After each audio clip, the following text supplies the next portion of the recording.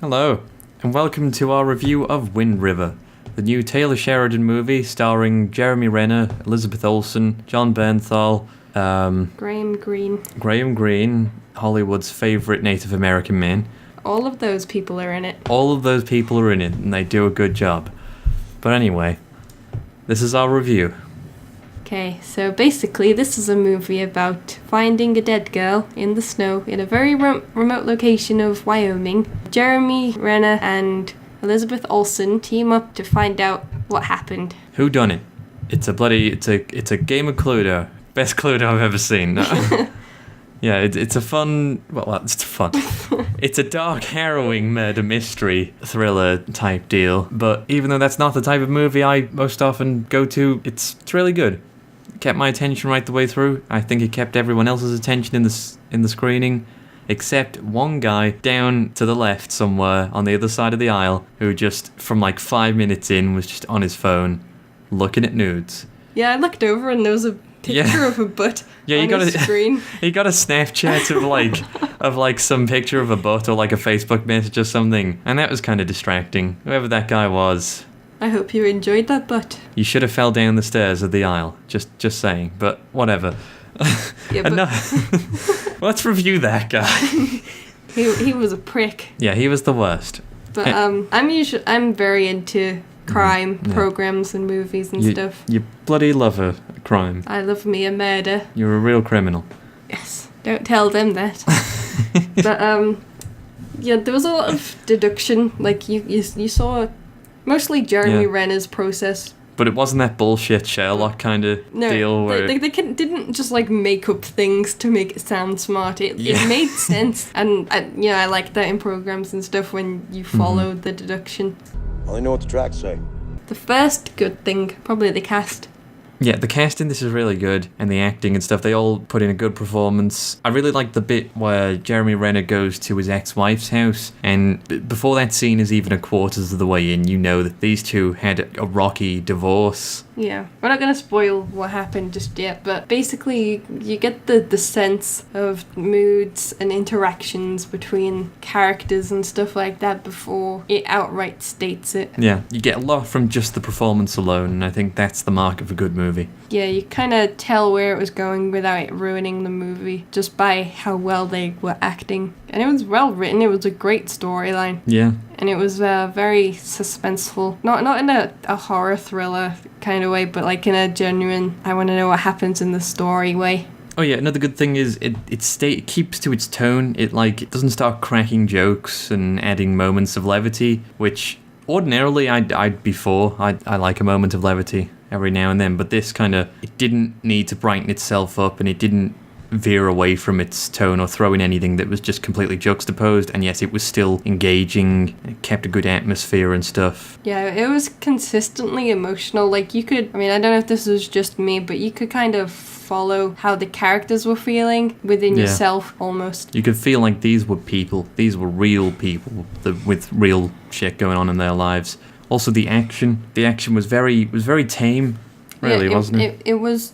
enough action to keep it interesting and stuff. Yeah, like the kind of action you'd expect from a murder mystery scenario, but not like an over-the-top action movie with guns and car flips and explosions. None of that. It was... I kind of had a fear in the back of my mind that this was that at some point, maybe towards the end, we were gonna get CGI wolf fight, but all the wolves in this are actual real wolves. It's probably like BBC documentary footage, but but just there's no fuckery, there's no anything like that. It looked real real and in place. Real and in place.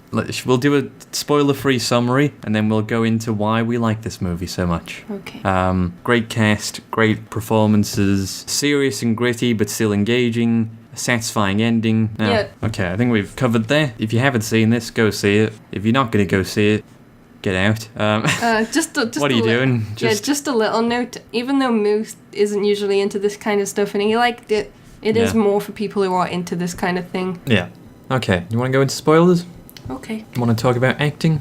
Yeah, there's this scene where Jane goes to see Natalie's mum, talk to her to find out what happened. And she's just in the bedroom, cutting herself. Yeah. Like a depressed mother would. And that was really hard hitting. Yeah, Like, it's hard hitting, and you know what? And it just followed a scene as well where she kind of gave the dad a hard time for quote unquote letting this happen, and it's like you can tell she feels like a prick now.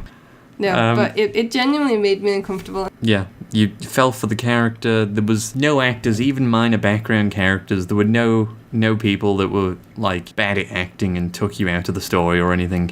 Everyone was really good at what they were doing. One point about that scene though is, why didn't she stop at cutting herself? Yeah, I was thinking that. I was like, are you gonna do anything about this? Like She opened the door, saw the blood everywhere, and just closed the door slowly. how is she alive in the end of the movie? I don't know. She fucking gets in there good. Yeah, but people have done worse things to themselves and survived, but that's a slight issue. They didn't ruin the movie in any way, but That's kind of all we've got with this movie, just minor things. yeah, there's no big problem. It's just Yeah. little annoyances here and there, but it's not big enough to take away from the movie at all. There's the standoff scene where everyone's pulling the guns at each other and it's about to go down and shit. There's, and you can tell, like, you feel creeped out by those fucking security guys, and the cop feels the presence of, like, them surrounding him, kind of like they're flanking him, and he calls them out and stuff, and I thought that was really good. Like, that's the demonstration of these are real people. That's a good point of, like, if you're in the audience watching this, you'd be thinking, watch out for your bloody back. Yeah, but the reason why it was an issue for me is because, one, it seemed to come out of nowhere almost. Because there were kind of like two standoff scenes very close to each other. The first one came out of nowhere. He was like, "Oh, why are you attacking me?" And he pulled out his gun, and then everyone else pulled out their gun in defense, and then she was like, "Hold on, I'm FBI, put your guns down, I have jurisdiction here." Oh, no, that wasn't out of nowhere. No, it kind of was. No, it wasn't because... he felt personally attacked, so he got defensive and pulled his gun out. But they never did anything to personally attack him. That's why it seemed... They surrounded him because they wanted to murder all of them. Like, and that guy knew it, because even before they'd done anything like that, those security guys, a lot of them, even like as an audience member, you've got a bad feeling about them. And at that point, we don't know that they've done anything. For all we know, and we've only got their word to go on or anything, there's nothing that's pointed the finger at them. As far as we're concerned, the boyfriend has done this. Yeah, but my rape point thing. is, I only felt like they had something to do with it once he got defensive, but they were just talking, like asking general questions, and then he got defensive out of nowhere. Oh, no, I didn't like them. I noticed them creeping up behind him, and I was like, yeah, you did, buddy, keep your guard up. I don't know, it seemed pretty random for me, but it wasn't a big issue. And then the second standoff scene was... yeah, that bit was really good, and I could see, like, when she was stood in front of the door, and that guy said, there's an FBI agent right in front of the door, I was thinking, she better get shot through the door. I was thinking that, and clearly the police chief, the Native American guy, had the same idea as me, and he kind of thought about it for a little bit. Like, you don't see his face, but a little bit of time goes by, and he's like, oh shit, I've seen a movie before too. Yeah, it gets a little bit suspicious how long it's taking, and you're like... Yeah, and he warns her, and she gets hit in anyway, and... But yeah, then she gets shot, and then... Understandably, all the cops pull out their guns, and then the security pulls out their guns, and it's this whole big standoff, everyone's shooting each other, and you kind of lose track of who's who for a brief moment. Yeah. That's my issue with that part. Yeah, I love we have to swim through a sea of compliments there to get to the little bit that we're like, oh, it's a little quick, just to get to that tiny minor gripe. Yeah, and we're like, but honestly, it's not even that bad. Yeah. But, it was a little kind of shaky cam, like, it was hard to tell what was going on, who was getting hit, and stuff like that, but not a major thing, not a problem, really. To go back around, some other things are, there's a scene when we first meet Jane, and she's driving up to the house where the other characters are, and she stops just short of the house. Jeremy Renner's character's like, oh, she can't see the house, and goes up and gets her and brings her to the house in the car about bloody 30, 40 feet away. That bit was unnecessary because it hasn't shown you anything about that character or anything like that, and it hasn't progressed the story. It was just kind of a dead scene, and I was like, I wonder if we got this in place of a crucial scene that's going to take away from the movie later on, but thankfully that didn't happen. No, it didn't. It was unnecessary, but it didn't make a difference. Yeah. And it didn't last very long either, so it wasn't like a dragged scene. Yeah. It did just kind of happen very briefly, so I guess it was just to, invite it into the movie, but the whole point of not being able to see the road to get up there was an irrelevant point. Yeah.